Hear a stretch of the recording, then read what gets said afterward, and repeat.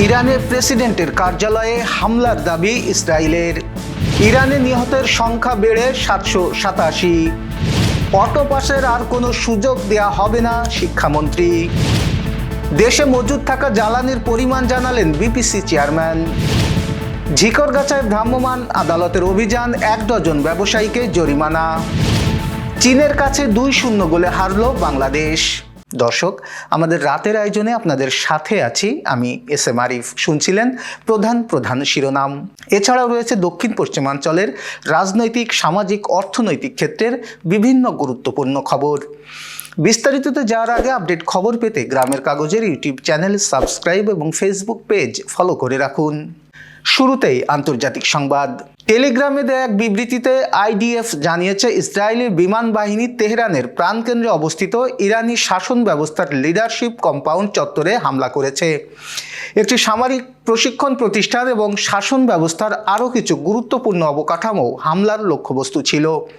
সদ্য প্রয়াত সর্বোচ্চ নেতা Ayatollah Ali Khamenei leadership compound ব্যবহার করতেন। গত শনিবার প্রথম দিনের হামলায় তিনি নিহত হন। বিবিসির যাচাই করা কিছু ভিডিওতে তেহরানের পারদিস এলাকার বিস্ফোরণ এবং ধোঁয়া উঠতে দেখা গেছে।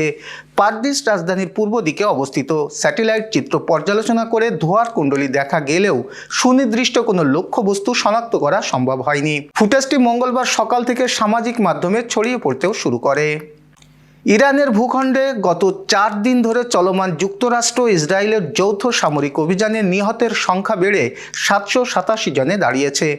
মঙ্গলবার ইরানের রেড ক্রিসেন্ট সোসাইটির সর্বশেষ পরিসংখ্যানের বরাত দিয়ে ফরাসি বার্তা সংস্থা এএফপি এ তথ্য জানিয়েছে। রেড ক্রিসেন্ট সোসাইটির প্রতিবেদন অনুযায়ী গত শনিবার থেকে শুরু হওয়া এই অভিযানে এ পর্যন্ত ইরানের 153টি শহর এবং 500টিরও বেশি কৌশলগত অবস্থান লক্ষ্য করে 1000-এর বেশিবার বিমান ও ক্ষেপণাস্ত্র হামলা চালানো হয়েছে। যদিও হতাহতের এই পরিসংখ্যান স্বতন্ত্রভাবে যাচাই করা সম্ভব হয়নি বলে জানিয়েছে এএফপি, তবে সংস্থাটির মাঠ পর্যায়ের উদ্ধারকারী দলগুলো ধ্বংসস্তূপ থেকে একের পর এক মরদেহ উদ্ধার করছে। এবার অন্যান্য সংবাদ। শিক্ষা এবং প্রাথমিক ও গণশিক্ষা মন্ত্রী আ.ন.মা এহসানুল হক মিলন বলেছেন, মেধাভিত্তিক জাতি গঠনের জন্য পরীক্ষার সিস্টেম পরিবর্তন করতে হবে। অটো পাসের আর কোনো সুযোগ দেওয়া হবে না। মঙ্গলবার এসএসসি ও সমমান পরীক্ষা নিয়ে সব শিক্ষা বোর্ডের চেয়ারম্যান এবং মন্ত্রণালয়ের ঊর্ধ্বতন কর্মকর্তাদের সঙ্গে এক মতবিনিময় সভায় প্রধান অতিথির বক্তব্যে তিনি এইসব কথা বলেন। সভায় বিশেষ অতিথি হিসেবে উপস্থিত ছিলেন শিক্ষা ও প্রাথমিক ও গণশিক্ষা প্রতিমন্ত্রী ববি হাজ্জাজ। শিক্ষা মন্ত্রণালয়ের সভাকক্ষে এই সভা অনুষ্ঠিত হয়। এ সময় ডিজিটাল ডিভাইসের মাধ্যমে নকল প্রতিরোধে প্রয়োজনীয় আইন প্রণয়ন করা হবে বলে জানান শিক্ষামন্ত্রী। দেশে বর্তমানে 1,36,000 মেট্রিক টন জ্বালানি তেলের মজুদ রয়েছে বলে জানিয়েছেন Bangladesh petroleum corporation BPC chairman Rezanur Rahman. মঙ্গলবার কারওয়ান বাজারে বিপিসি ভবনে সাংবাদিকদের সঙ্গে আলাপকালে তিনি এই তথ্য জানান। তিনি বলেন, যুদ্ধ পরিস্থিতি বিবেচনায় রেখে তেলের বিকল্প বাজার খোঁজার বিষয়টি ভাবা হচ্ছে। তবে বর্তমানে দেশে যে পরিমাণ মজুদ রয়েছে তাতে জ্বালানি তেলের দাম বাড়ার কোনো শঙ্কা নেই।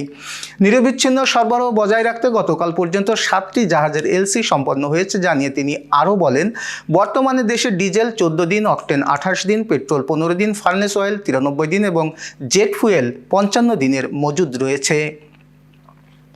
এবার যশোর সহ আঞ্চলিক সংবাদ। পবিত্র মাহে রমজান উপলক্ষে বাংলাদেশ খেলাফত মজলিস যশোর জেলা শাখার উদ্যোগে আলোচনা সভা ও দোয়া মাহফিল অনুষ্ঠিত হয়েছে। মঙ্গলবার বিকেলে প্রেস ক্লাব যশোরে আলোচনা সভায় সংগঠনের জেলা সভাপতি হাফিজ মাওলানা বেলায়েত হোসেনের সভাপতিত্বে প্রধান অতিথির বক্তৃতা করেন সংগঠনের কেন্দ্রীয় কমিটির নির্বাহী সদস্য মুফতি ওয়ালিউল্লাহ মাহমুদ। যশোরের ঝিকরগাছায় ভ্রাম্যমাণ আদালতের অভিযানে ফুটপাত দখল ও মূল্য তালিকা প্রদর্শন না করা সহ বিভিন্ন অনিয়মের দায়ে অন্তত 1 ডজন ব্যবসায়ী দোকানিকে অর্থদণ্ড করা হয়েছে। মঙ্গলবার দুপুরে অভিযান পরিচালনা করেন ঝিকরগাছা উপজেলা নির্বাহী কর্মকর্তা ও এক্সিকিউটিভ ম্যাজিস্ট্রেট রনি খাতুন। অভিযানকালে পৌর শহরের কাঁচা বাজার, মাছ মাংসের দোকান, মুদি ব্যবসা ও ফলপট্টিতে তদারকি করা হয়। এ সময় পণ্যের মূল্য তালিকা টানানো না থাকা, ফুটপাত দখল করে ব্যবসা পরিচালনা এবং বাজার দর অস্বাভাবিক রাখার অভিযোগে দায়ীদের বিরুদ্ধে তাৎক্ষণিক অর্থদণ্ড প্রদান করা হয়। ভ্রাম্যমাণ আদালত পরিচালনার সময় উপজেলা প্রশাসনের কর্মকর্তাদের পাশাপাশি থানা পুলিশের একটি চৌকস দল, স্থানীয় গণমাধ্যম কর্মীরা উপস্থিত ছিলেন।